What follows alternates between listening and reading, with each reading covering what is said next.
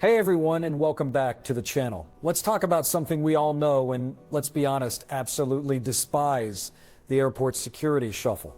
You know the drill. You've perfectly packed your carry-on, everything fits just right, you're feeling good, and then you hit the TSA line. Suddenly it's a mad dash. Laptops out, belts off, and of course the dreaded liquid baggie. We've all been there, frantically digging through our bags for that one clear quart-sized bag, hoping our tiny shampoo bottle hasn't exploded and that we didn't accidentally leave a full-size water bottle in there. For nearly 20 years, this has been the reality of air travel in the United States. We've all learned to live by the 3-1-1 rule. Liquids must be in containers of 4 ounces or 100 milliliters. They all have to fit into one single quart-sized bag, and you get one bag per person. It's become such a normal part of flying that we barely question it anymore. We just dutifully buy those tiny overpriced travel-sized toothpastes and pour our favorite lotions into little plastic bottles. But have you ever stopped to think about why this rule even exists? It wasn't just a random idea to make our lives more difficult, though it certainly feels that way sometimes. The 3-1-1 rule was born out of a very serious security threat. Back in 2006, there was a major terror plot uncovered in the United Kingdom. Attackers were planning to bring liquid explosives onto multiple flights disguised as everyday soft drinks. Their goal was to assemble bombs mid-flight and detonate them over the Atlantic.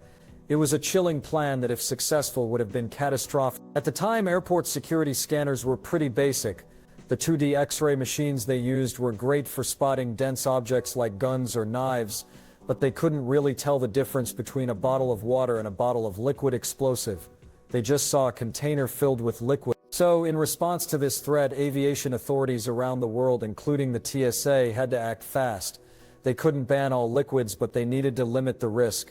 The 3-1-1 rule was their solution, a safety trade-off. The logic was that limiting the quantity of any single liquid a person could bring would make it incredibly difficult for someone to carry enough material to create a dangerous device. It was a quick fix to a complex problem, and it has stuck around ever since, becoming one of the most complained about aspects of modern travel. We've all had that moment of surrender, chugging an expensive bottle of water before security, or sadly tossing a perfectly good jar of souvenir jam into the trash.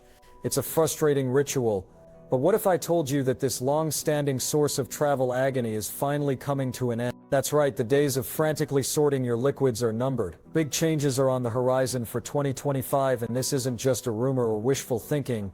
This is a real technology-driven shift that is already underway. The future where you can leave your full-size sunscreen, your water bottle, and your shampoo right inside your carry-on is getting closer. So what's the magic behind this change? It's not magic at all, it's some seriously impressive technology. The game changer here is a new type of scanner that the TSA has been rolling out at airports across the country. These are called computed tomography scanners, or CT scanners for short. If that term sounds familiar, it's because it's the exact same technology used in hospitals for medical imaging. You know, when doctors need to get a detailed three-dimensional look inside the human body, well, now that same powerful technology is being used to look inside your luggage. Unlike the old flat 2D X-ray images, these CT scanners create a high-resolution 3D image of your bag and everything in it. A security agent can digitally rotate the image 360 degrees, zoom in on any item, and even slice through it virtually to see what's inside from every possible angle. It's like having Superman's X-ray vision, but for airport security. But here's where it gets even smarter. These scanners aren't just creating a pretty 3D picture. They are powered by sophisticated algorithms that can analyze the density and even the chemical makeup of the materials inside your bag. This means the machine can actually tell the difference between harmless liquids like water, shampoo, or wine, and potential threat materials like liquid explosives. The system is so advanced, it can automatically flag suspicious items for a TSA agent to take a closer look at, while letting the harmless stuff pass through without a problem.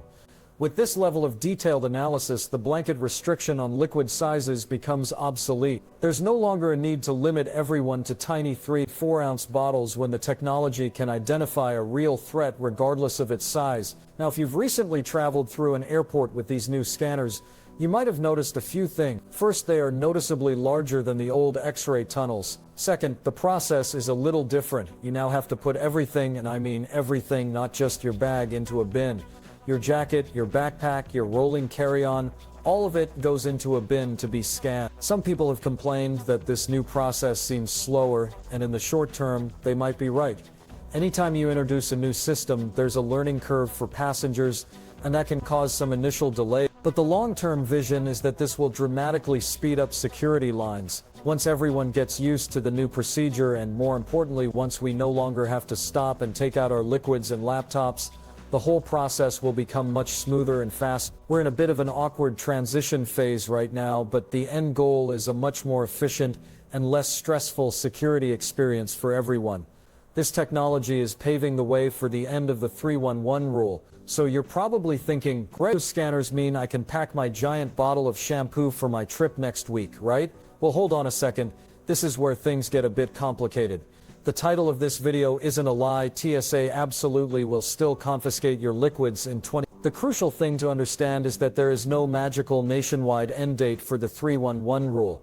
The change is not happening all at once. Instead, it's rolling out on an airport-by-airport basis. Think of it like this. An airport can only relax its liquid rules once it has these new CT scanners installed and fully operational at every single one of its security checkpoints.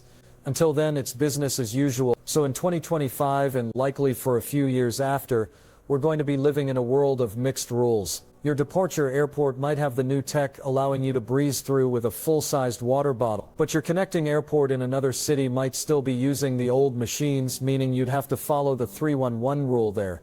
And what about your flight home? That airport might have a different policy altogether.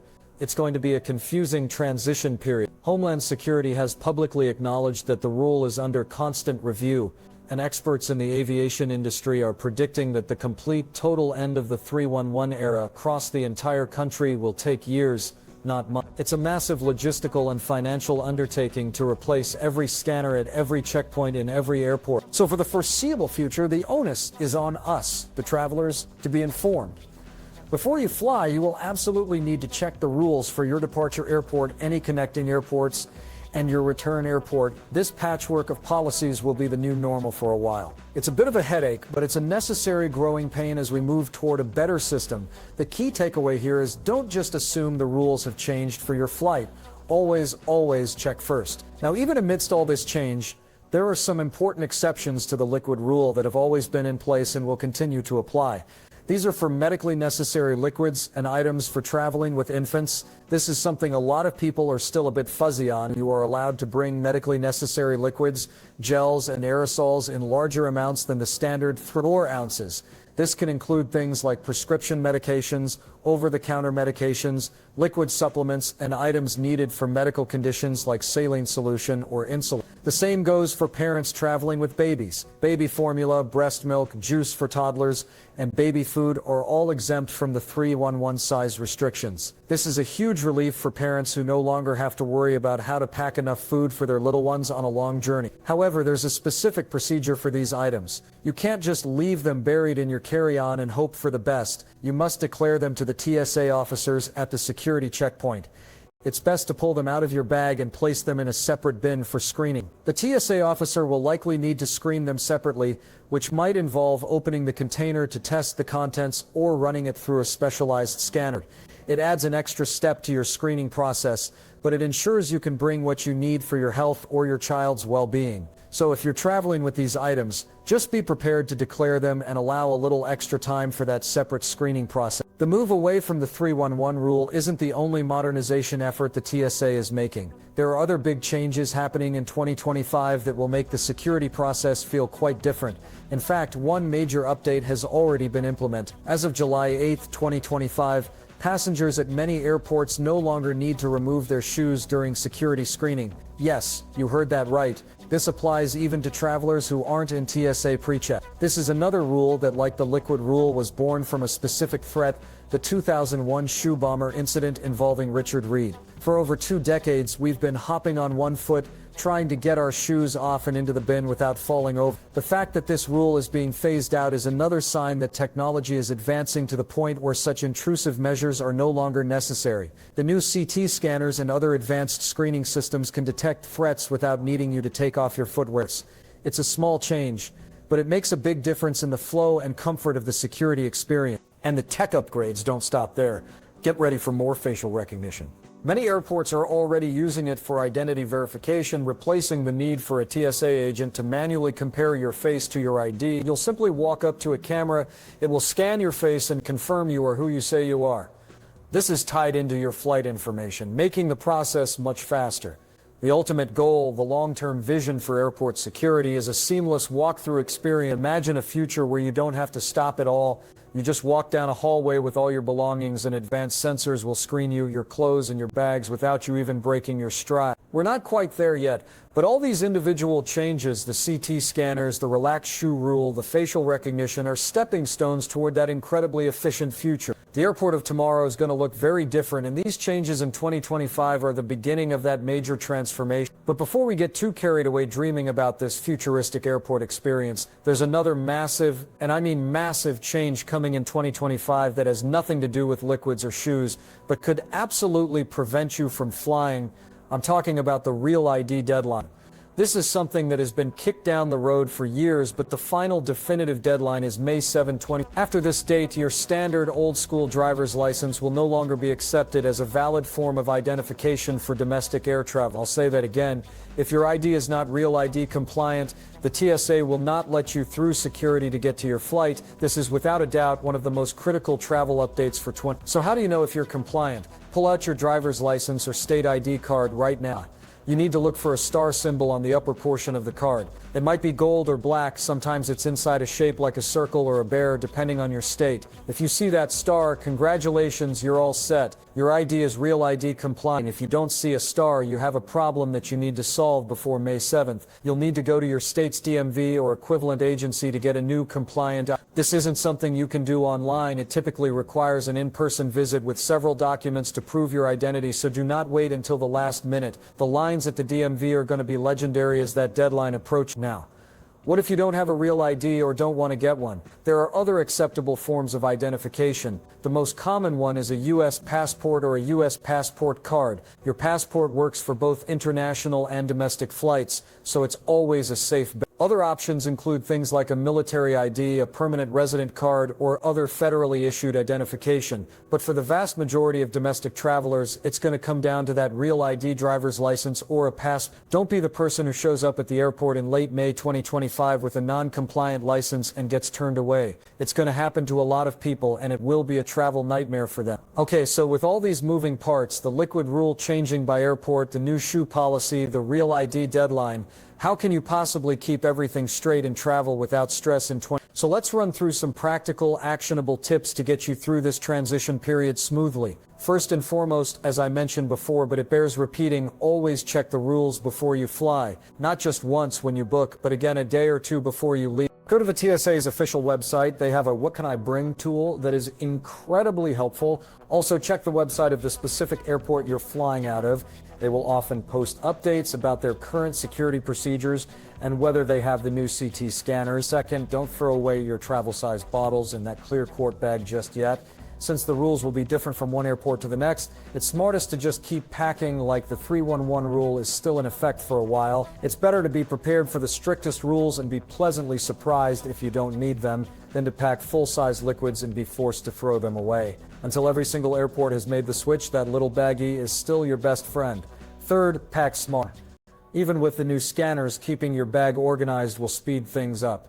Consider using packing cubes to compartmentalize your clothes and other items. And even if you don't have to take them out, it's still a good idea to pack your liquids and electronics in an easily accessible part of your bag. If the CT scanner flags an item for a manual check, you don't want a TSA agent to have to rummage through your entire perfectly packed suitcase to find it. Make their job easier, and you'll get through faster. Fourth, seriously consider enrolling in TSA PreCheck. If you travel even just once or twice a year, it can be a total game changer. Yes, you still have to follow the 311 liquid rule for now, but the benefits are huge. You get access to much shorter, faster lanes. You don't have to remove your shoes, belts, or light jacket. You can leave your laptop in its bag. It just removes so many of the little hassles. And there's a good chance that PreCheck lanes will be among the first to fully benefit from the relaxed liquid rules as the new technology rolls out. It costs a bit of money and requires a background check, but the convenience is for many people well worth the price. Finally, a simple but effective tip: Just before you leave for the airport, take a screenshot of the TSA's latest checklist on your phone. That way, if you have any questions or get confused while you're in the security line, you have the most current information right at your fingertips. Even if you don't have a good cell signal, a little bit of preparation goes a long way in taking the stress out of travel. These tips won't just help you navigate the changes in 2025, they're just good habits for any traveler to have. This period of change will require us all to be a little more diligent, a little more patient, and a lot more informed. So what does all of this mean for the future of airport security? The big picture is that we are slowly but surely moving toward a screening process that is faster, smarter, and far less invasive for all of us. The rollout of CT technology is the key that unlocks this future. It will eventually lead to the complete elimination of the liquid size restrictions that have been a source of frustration for nearly 2 decades. Imagine packing for a trip and not having to think twice about your toiletry. You can bring your favorite full-size bottle of shampoo, a normal tube of toothpaste, that fancy face cream you love. You can even grab a bottle of wine from a vineyard on your vacation and pop it right into your carry-on without a second thought. This isn't a far-fetched dream, it is the promised end state of this technological upgrade. The process will become fundamentally smooth, without the need to stop and divest all our personal items, liquids out, laptops out, shoes off, belts off. The security lines will move with a speed we haven't seen in the post-9/11. The goal is to identify threats with surgical precision rather than using broad, inconvenient rules that affect every single passenger. The recent change to the shoe removal policy is a perfect example and a powerful indicator of this trend.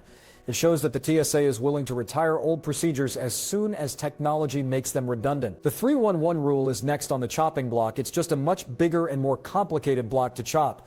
However, and this is the most important point to take away for your travels in the near future, the end of the 311 rule is coming, but it will be a gradual fade out, not a sudden switch off. We are in the middle of the transition. The technology is here, but its implementation across a country as vast as the United States is a monumental task. It will take time for every airport, big and small, to get the funding, complete the facility upgrades, install the new machines, and train their staff. During this time, travelers must be vigilant. Staying informed is not just a suggestion, it's essential to avoid the headache, cost, and frustration of having your items confiscated. The rules at LaGuardia in New York might be different from the rules at O'Hare in Chicago, which might be different from the rules at a smaller regional airport in Montana. This patchwork of policies is the reality we will live with for the next few years. So let's wrap this all up. For almost 20 years, we've surrendered to the inconvenience of the 311 rule.